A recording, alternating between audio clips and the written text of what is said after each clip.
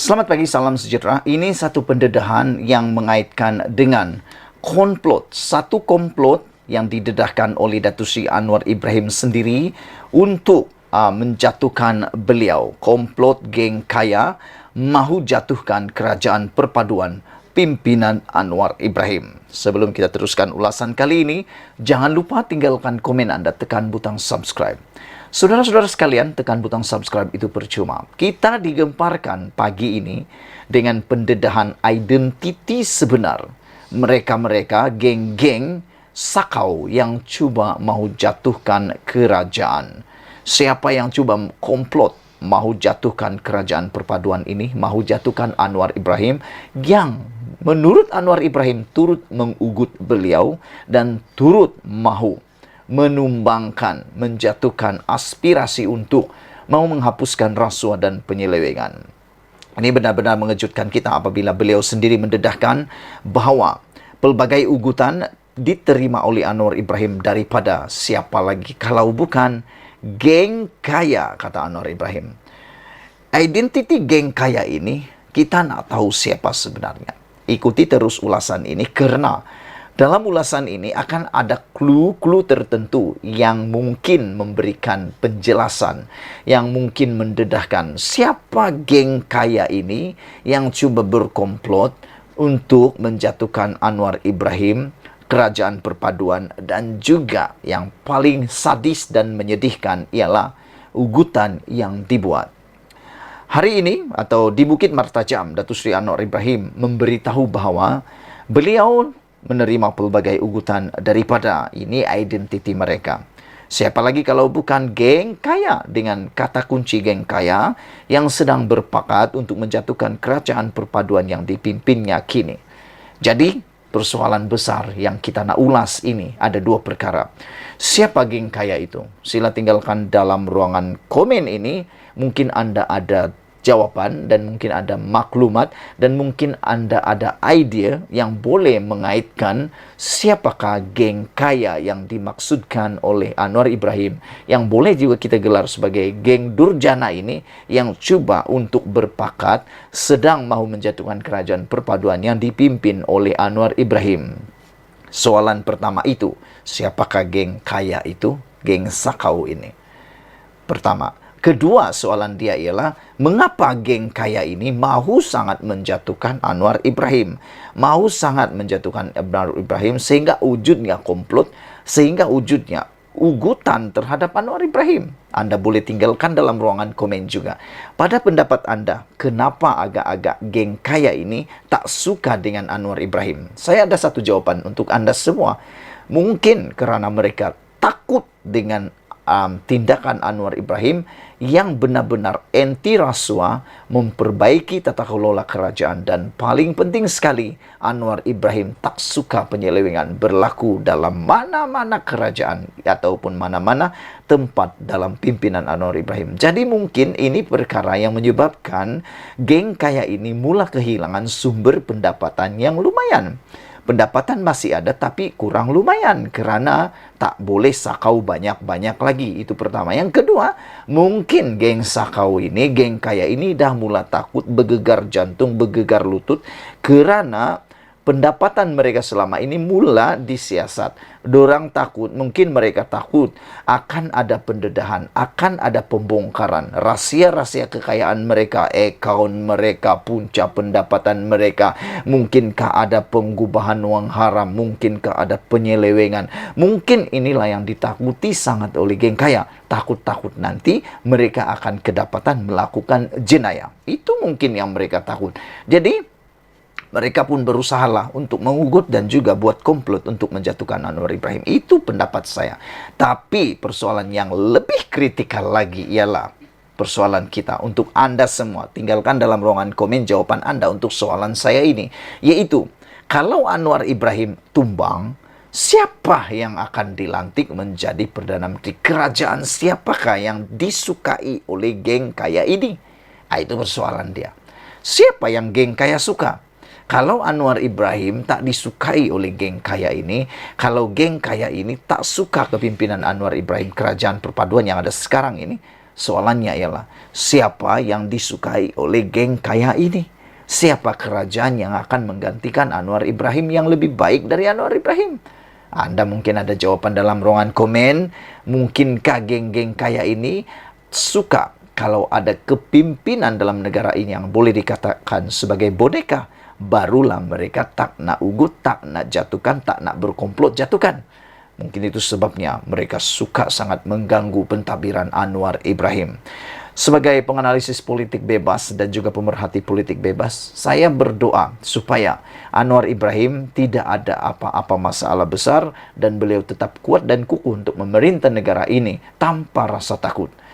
Anwar Ibrahim tanpa mendedahkan secara terperinci siapa dimaksudkan dengan geng kaya itu, Perdana Menteri berkata, beliau bagaimanapun tidak terkesan dengan ugutan itu dan akan terus lawan untuk mempertahankan prinsipnya demi rakyat. Kata Anwar Ibrahim, sepanjang 7 bulan mentadbir, beliau juga tidak menggunakan apa-apa kelebihan untuk memberi kekayaan kepada istri dan anak-anaknya. Kata beliau, Anwar Ibrahim kata, saya lalui liku-liku hidup susah dan orang permatang pun juga faham.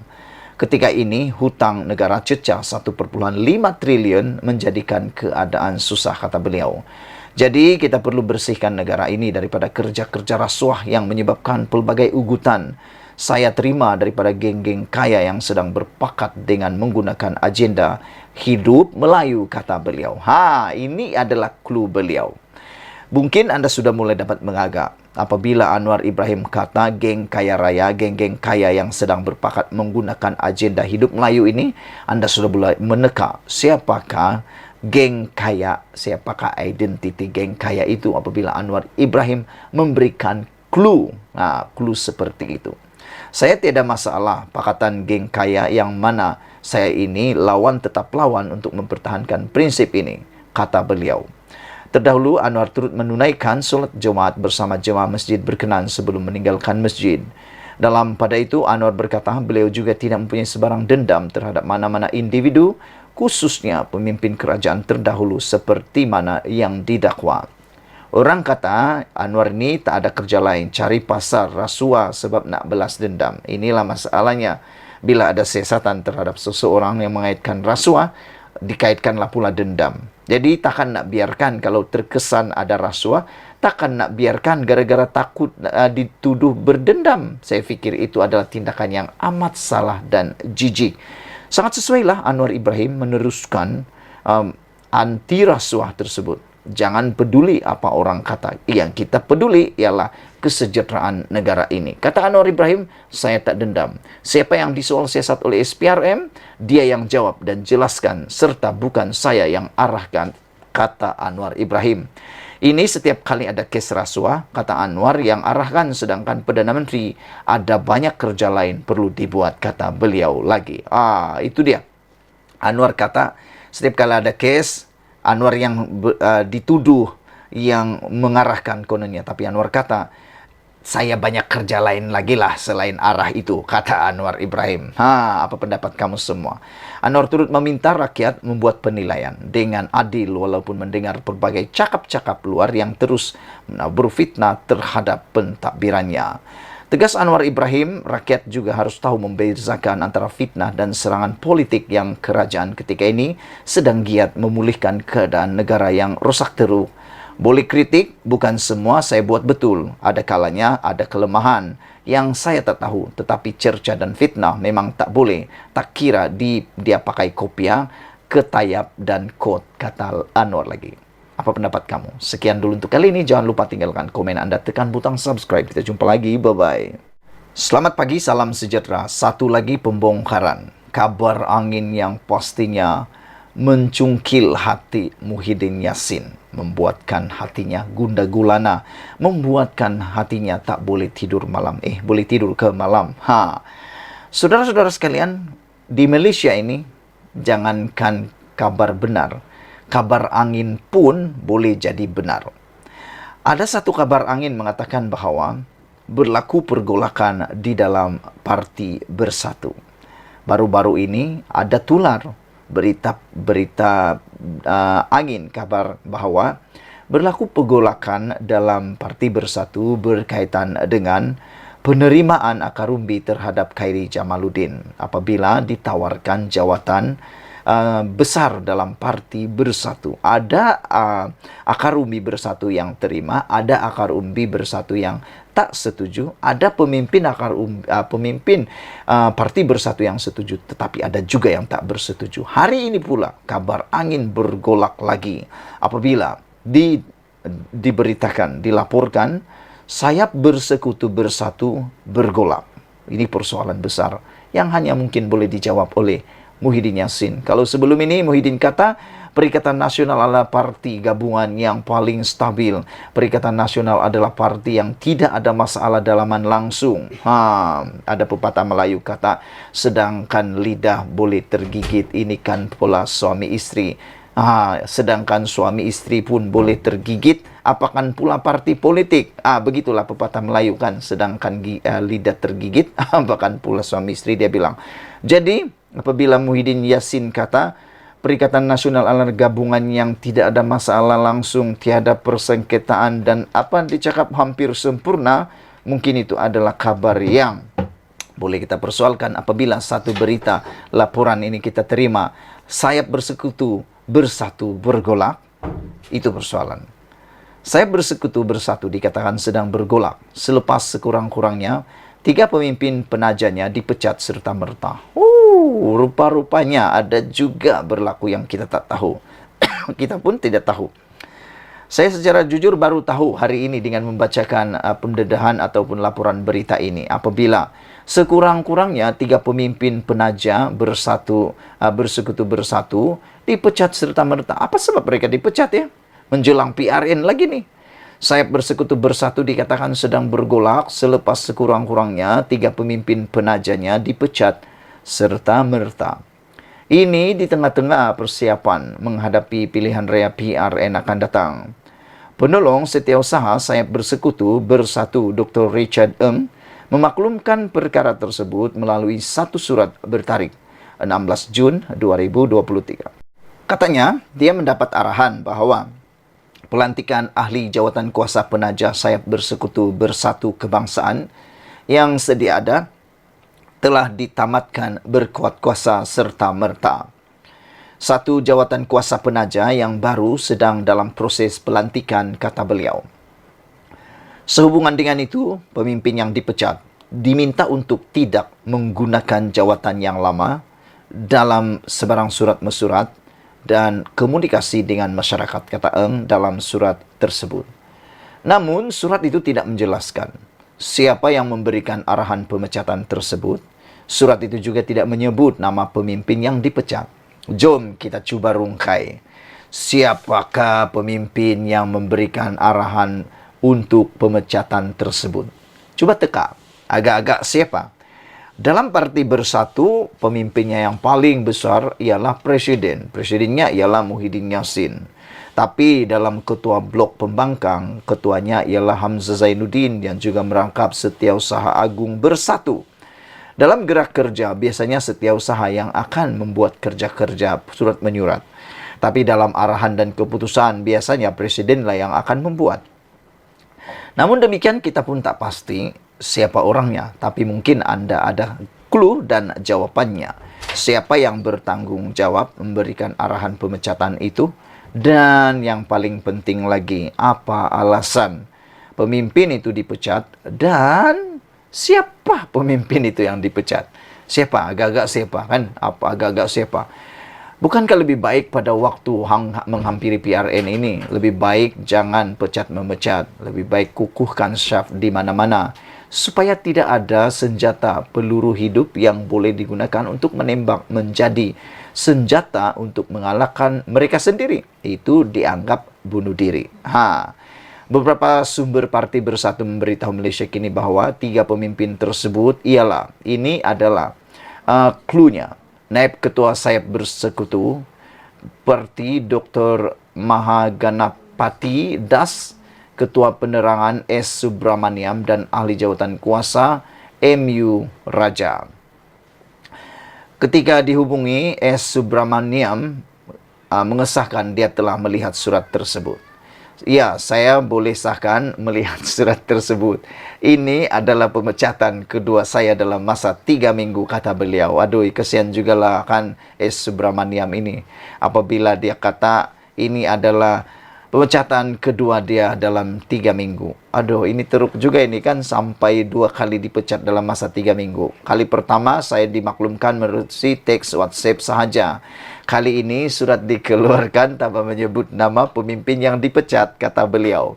Saya menerima keputusan Chong untuk memecat saya kerana melantik dan memecat seseorang. EJK adalah kuasa beliau, tetapi saya mengharapkan Chong dapat memberikan alasan yang kukuh ke atas pemecatan saya kerana pemecatan tanpa alasan akan memberikan impak yang tidak baik, kata beliau, merujuk kepada pengerusi Sayap Bersekutu Bersatu. Kata Subramaniam, perkara tersebut telah dimaklumkan kepada Presiden Bersatu Muhyiddin Yassin.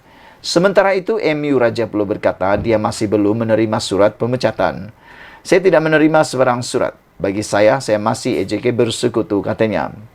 Malaysia kini telah menghubungi pengerusi Sayap Bersekutu, Chong Fat Ful, untuk mendapatkan komen.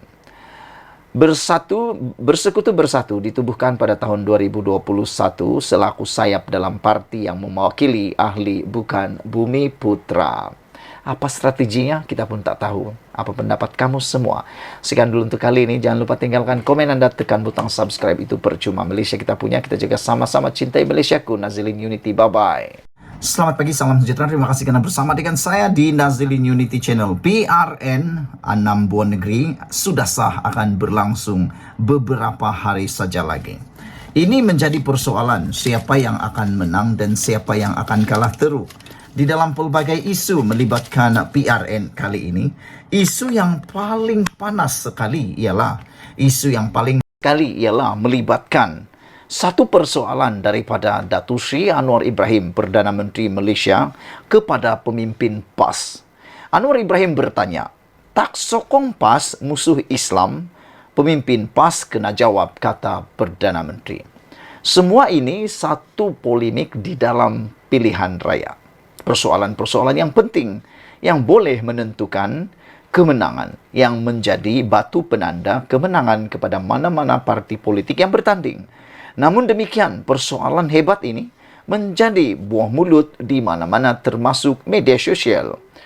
Anwar Ibrahim bertanya satu soalan ini. Anda harus jawab. Pernahkah Anda dengar? Atau pernahkah Anda jawab? Ataupun tiada jawapan langsung, hanya pemimpin PAS yang boleh jawab. Kata Datuk Seri Anwar Ibrahim, tak sokong PAS musuh Islam? Itu persoalan dia. Pemimpin PAS kena jawab, kata Anwar Ibrahim. Hari ini Perdana Menteri Datuk Seri Anwar Ibrahim meminta pemimpin maupun Dewan Ulama PAS untuk membetulkan beberapa kenyataan yang dikeluarkan penceramah bebas yang menyentuh sensitiviti umat Islam sebelum ini. Beliau berkata ini termasuk kenyataan bekas timbalan Ketua Dewan Ulama PAS Kedah, Sheikh Muhammad Zainul Asri Muhammad Romli baru-baru ini, yang menyatakan bahawa sesiapa sahaja tidak menyokong PAS adalah musuh Allah. Kata Anwar Ibrahim, apakah benar orang tidak bersama dengan PAS adalah musuh Allah?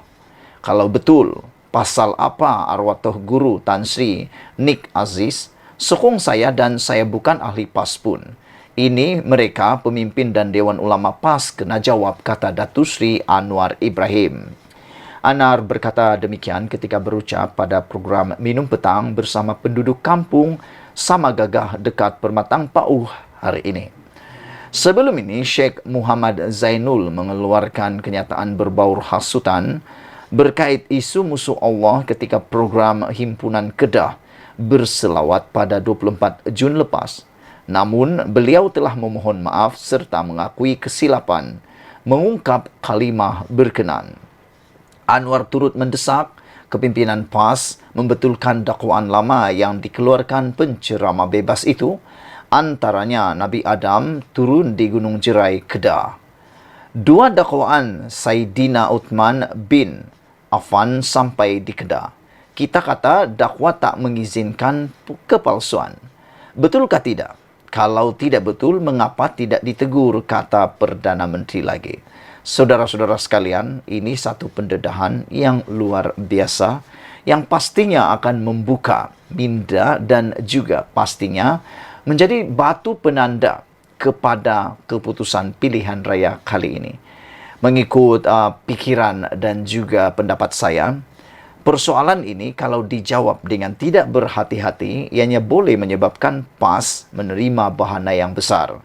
Tapi kalau dijawab pula, ianya juga boleh memerangkap PAS. Oleh sebab itulah, persoalan ini sangat penting untuk cuba dijawab oleh PAS. Anwar Ibrahim melalui Malaysia Kini, laporan Malaysia Kini ini bersoal jawab kepada pemimpin PAS dengan satu soalan. Tak sokong PAS, adakah musuh Islam? Pemimpin PAS kena jawab segera. Perdana Menteri Datuk Seri Anwar Ibrahim meminta pemimpin maupun Dewan Ulama PAS untuk membetulkan beberapa kenyataan dikeluarkan penceramah bebas yang menyentuh sensitiviti umat Islam sebelum ini. Itu sebabnya dalam beberapa kenyataan PDRM baru-baru ini, mereka melarang untuk berkempen menggunakan sensitiviti, terutamanya melibatkan 3R, yaitu agama, bangsa dan raja-raja. Apabila ianya digunakan dalam kempen, maka inilah yang berlaku. Beberapa perkara yang tidak elok dan sensitif menyebabkan perpecahan dalam negara ini. Anwar berkata ini termasuk kenyataan bekas timbalan Ketua Dewan Ulama PAS Kedah Sheikh Muhammad Zainul Asri Muhammad Romli baru-baru ini yang menyatakan bahawa sesiapa sahaja tidak menyokong PAS adalah musuh Allah. Apakah benar orang tidak bersama dengan PAS adalah musuh Allah, kata Anwar lagi. Kalau betul, kata Anwar, pasal apa arwah Tok Guru Tan Sri Nik Aziz menyokong beliau dan beliau pula bukan ahli PAS? Ini pemimpin atau Dewan Ulama PAS kena jawab, kata Anwar Ibrahim. Saudara-saudara sekalian, sebelum ini Sheikh Muhammad Zainul telah pun mengeluarkan satu kenyataan berbau hasutan berkait isu musuh Allah ketika program Himpunan Kedah Berselawat pada 24 Jun lepas, namun beliau telah memohon maaf serta mengakui kesilapan mengungkap kalimah berkenan. Anwar turut mendesak kepimpinan PAS membetulkan dakwaan lama yang dikeluarkan penceramah bebas itu, antaranya Nabi Adam turun di Gunung Jerai, Kedah. 2. Dakwaan Saidina Uthman bin Affan sampai di Kedah. Kita kata dakwah tapi mengizinkan kepalsuan. Betulkah tidak? Kalau tidak betul, mengapa tidak ditegur, kata Anwar Ibrahim. Ini persoalan yang amat besar yang perlu dijawab disegera oleh para pemimpin PAS. Itu saranan Datuk Seri Anwar Ibrahim. Sekian dulu untuk kali ini. Jangan lupa ikuti terus ulasan dan pendedahan selepas ini. Selamat malam, salam sejahtera. Terima kasih kerana bersama dengan saya di Nazilin Unity Channel. Wah, ini satu pendedahan rasuah yang berlaku di KLIA. Menteri Pelancongan dan Kebudayaan dan Kesenian Malaysia, Tiong King Sing, mendedahkan bahawa ada satu budaya yang memalukan berlaku di KLIA. Beliau mengatakan sudah waktunya mungkin SPRM perlu menyerbu ataupun menyergah KLIA untuk menyiasat apa yang berlaku di pintu masuk utama negara ini, kata beliau lagi. Beliau mengatakan bahawa, kata Tiong, dia akan menyarankan semua maklumat berkaitan kepada SPRM supaya siasatan dapat dijalankan. Seterusnya dapat memulihkan imej Malaysia terutamanya di pintu masuk negara. Kata Tiong lagi, pendedahan yang paling mengejutkan kita ialah ada pegawai immigration yang meminta wang diberikan sekiranya pelancong asing yang ditahan mahu dilepaskan, kata Tiong King Sing. Ini bukan pendedahan yang biasa-biasa. Ini satu pendedahan yang luar biasa. Ini satu pendedahan yang paling mengejutkan kita dan paling memalukan kita. Kata Tiong King Sing, saya diberitahu ada pegawai immigration yang meminta wang diberikan sekira pelancong asing yang ditahan mau dilepaskan. Yang mengejutkan lagi, dia memberikan nilai uang yang tepat. Tiong mengatakan ada yang minta sehingga RM 3,000 untuk dikeluarkan dari tahanan termasuk tiket penerbangan pulang ke negara asing. Berita ini dipetik daripada Malaysia Kini. Saudara-saudara, menurut Tiong lagi, tambahan RM3,000 pula diminta jika mahu pulang ke negara asal dengan kadar segera menerusi laluan khas. Manakala RM12,000 untuk kos memproses visa. Bayangkan, ini jumlah yang paling besar dan melampau pernah saya baca. Kalau ini benar, bayangkan 3,000 campur 3,000, 6,000 campur 12,000, dia akan jadi 18,000 untuk seorang pelancong. Ini bukan melancong namanya, ini namanya diseksa. Asalnya mahu melancong menikmati keindahan negara Malaysia, tapi akhirnya merana durjana pula yang diterima. Kalau ini benar, memang betul-betul memalukan. Tiong Keng Sim dalam pendedahannya berkata, dalam kekecohan di KLIA yang dilaporkan berlaku ini, beliau berkata malah wanita yang ditahan tersebut juga tidak diberikan makanan yang sewajarnya ketika ditahan, dan ini jelas melanggar undang-undang, kata beliau. Beliau difahamkan wanita tersebut diberi makan hanya sekali sahaja dalam tempoh 15 jam sepanjang ditahan, katanya. Kata Tiong, dia akan menyerahkan semua maklumat berkaitan kepada SPRM supaya siasatan dapat dijalankan, seterusnya dapat memulihkan imej Malaysia terutamanya di pintu masuk negara. Saya turut diberitahu bahawa ada pegawai immigration yang meminta wang diberikan sekiranya pelancong asing yang ditahan mahu dilepaskan. Yang mengejutkan kita, ada pegawai yang minta sehingga RM3,000 untuk dikeluarkan dari tahanan termasuk tiket penerbangan pulang ke negara asal. Tambahan RM3,000 pula diminta jika mahu pulang ke negara asal dengan kadar segera menerusi laluan khas. Manakala RM12,000 lagi untuk kos memproses visa, katanya. Saya rasa ini satu perbuatan yang melampau. Dan saya rasa pendedahan ini mungkin ada kebenarannya. Perlu disiasat segera oleh pihak SPRM. Seperti mana yang ditegaskan oleh Tiong Keng Sim, Menteri Kebudayaan, Kesenian dan Pelancongan ini, dia sudah merasakan bahawa sudah tiba masanya pasukan SPRM masuk ke KLIA 1 secara besar-besaran untuk menyiasat apa yang berlaku di pintu masuk utama negara kita. Jangan sampai sudah nasi menjadi bubur, barulah kita bertindak. Jangan sampai nama kita sudah kotor di negara luar, baru kita bertindak.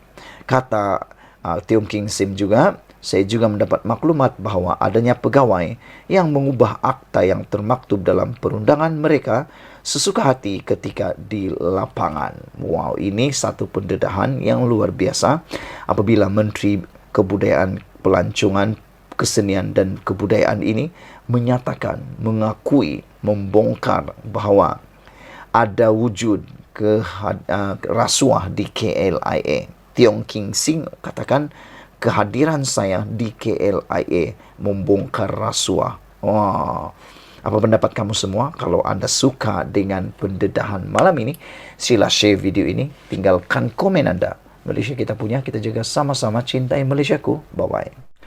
Selamat malam, salam sejahtera. Terima kasih kerana bersama dengan saya di Nazilin Unity Channel. Sekarang ini isu paling hangat di media sosial ialah berkenaan seorang menteri kononnya menimbulkan kekecohan di lapangan terbang KLIA. Akhirnya menteri yang bertanggungjawab tampil menyatakan kepada kita semua persoalan itu.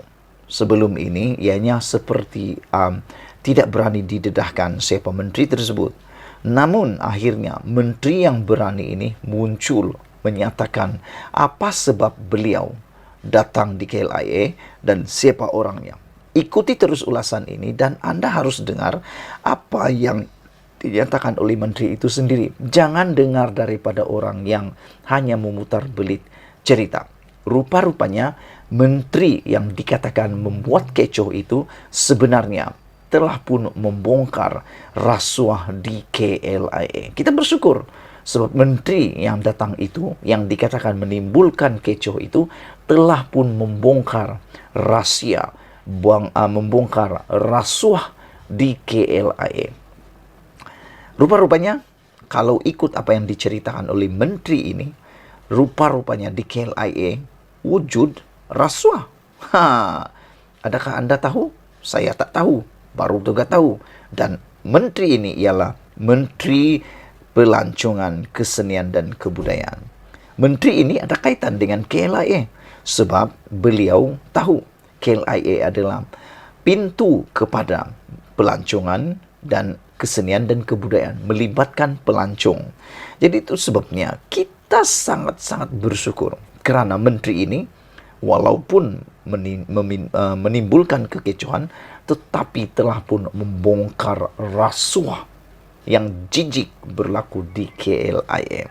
Menteri akui kekecohan kehadiran saya bongkar rasuah di KLIA, kata Menteri Pelancongan Kesenian dan Kebudayaan Tiong King Sing.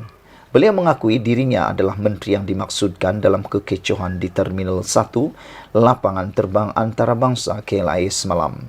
Bagaimanapun, kata Tiong, kehadirannya di sana telah mendedahkan rasuah di kalangan pegawai di lapangan terbang.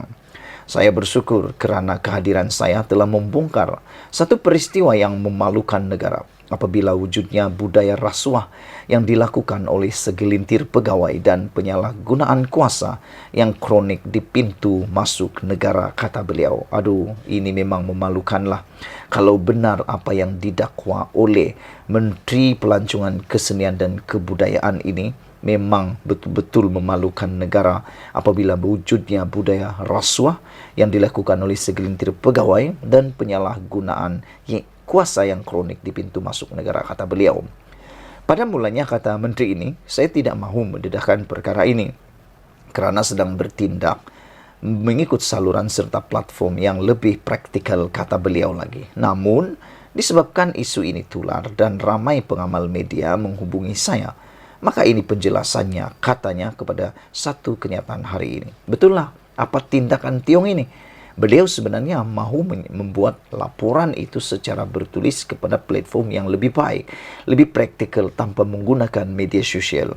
Tetapi oleh kerana media telah pun menularkan perkara itu dan telah mungkin disalah erti, disalah tafsir, maka adalah sesuai. Dan saya tidak menentang pendedahan daripada Tiong ini melalui media sosial juga. Sebab kalau tidak, nanti orang akan guna itu sebagai satu peluru. Lebih-lebih lagi sekarang ini adalah PRN melibatkan 6 buah negeri. Jangan-jangan parti pembangkang, parti lawan sudah mengintai untuk memutar belit dan menggunakan isu ini untuk menjadi senjata menembak musuh mereka. Jadi baguslah. Tiong telah menerangkan dengan begitu baik sekali apabila beliau kata dia disebabkan isu ini tular dan ramai pengamal media menghubunginya, maka ini penjelasannya. Tiong menafikan dakwaan yang menuduhnya melepaskan pelancong asing yang ditahan oleh pihak imigresen. Kata beliau, saya tiada kuasa untuk itu dan saya hanya merosakkan reputasi saya jika berbuat demikian. Makna kata, dia sedar bahawa apa yang dia buat itu akan boleh merosakkan reputasinya kalau dia benar-benar melepaskan pelancong asing itu. Maknanya dia tidak melepaskan pelancong asing itu sesuka hati kerana dia tahu bidang kuasanya dan tidak mahu merosakkan reputasi beliau. Jelas Tiong, warga China yang dibelanya sebenarnya ditahan tanpa diberi alasan atas sebab-sebab penahanannya. Katanya lagi, masalah timbul apabila kedua-dua pihak pegawai imigresen dan pelancong asing tersebut mempunyai masalah komunikasi. Jadi ini masalah dia, misunderstanding, miscommunication. Dimaklumkan bahawa pelancong tersebut telah lengkap segala dokumentasi, namun kegagalan komunikasi kedua pihak menggagalkan pihak imigresen mendapatkan dokumen yang diperlukan dari pihaknya, katanya lagi. Maknanya pelancong ini sedang bermasalah. Jadi tiada masalahnya Menteri Pelancongan ini datang membantu. Kerana itu tugasnya. Dia memang Menteri Pelancongan. Jadi apa salahnya Menteri Pelancongan membantu pelancong yang ada masalah ini? Mungkin kerana kedapatan ada rasuah di sana, itulah yang menimbulkan kekecohan. Dan bukannya kehadiran Tiong itu yang menimbulkan kekecohan, tetapi kedapatannya rasuah itu. Dimaklumkan bahwa pelancong tersebut telah lengkap segala dokumentasi. Penjelasan Tiong dibuat selepas laporan Bebas News mendakwa seorang menteri yang tidak dinamakan telah menceroboh masuk ke Balai Ketibaan Antarabangsa untuk mempertahankan seorang warga China yang dilarang memasuki Malaysia. Bebas News memetik sumber melaporkan menteri berkenaan mengetahui kejadian itu dan memasuki Balai Ketibaan KLIA tanpa terlebih dahulu memohon pas. Namun demikian, kata Tiong, sedangkan saya memiliki pas yang sah untuk memasuki kawasan tersebut. Jadi mengapa perlu memperbesarkan isu ini dengan memberi persepsi yang salah soal Tiong? Saya masih waras dan tahu batas-batas sebagai seorang Menteri Pelancongan Seni dan Budaya. Apa guna saya sebagai menteri sekiranya saya tidak memberi tumpuan serius terhadap kepentingan negara? Tambahan pula, ia menjejaskan imej negara dan menakut-nakutkan pelancong asing, kata beliau. Jika kita tidak serius dalam isu ini sekarang, sampai bila-bila pun ia tidak akan diselesaikan. Mungkinkah ada segelintir pegawai takut jika perkara ini terbongkar sehingga mereka memberi kesan kepada kepentingan peribadi mereka soalnya? Menurut Tiong, dia telah melobi penterjemah untuk warga asing dari Timur Tengah, China dan India seawal Mac lagi untuk menyelesaikan proses ketibaan dan memastikan kecekapan. Timbul persoalan, kenapa mereka menolak penterjemah yang telah disediakan oleh pihak Malaysian Airports Holding Berhad, kata beliau. Dalam lawatan ke KLIA itu, saya turut membawa pegawai siasatan dari unit integriti di bawah MOTAC.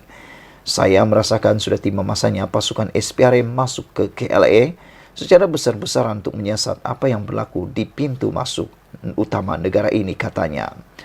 Menteri itu berkata menjadi isu biasa mengenai warga asing yang tiba di Malaysia dan telefon bibit mereka dirampas dan tidak diberi alasan untuk penahanan mereka. Saya juga mendapat maklumat bahawa adanya pegawai yang mengubah akta yang termaktub dalam perundangan mereka sesuka hati ketika di lapangan terbang. Sekian dulu untuk kali ini. Jangan lupa tinggalkan komen dan tekan butang subscribe. Kita jumpa lagi. Bye-bye.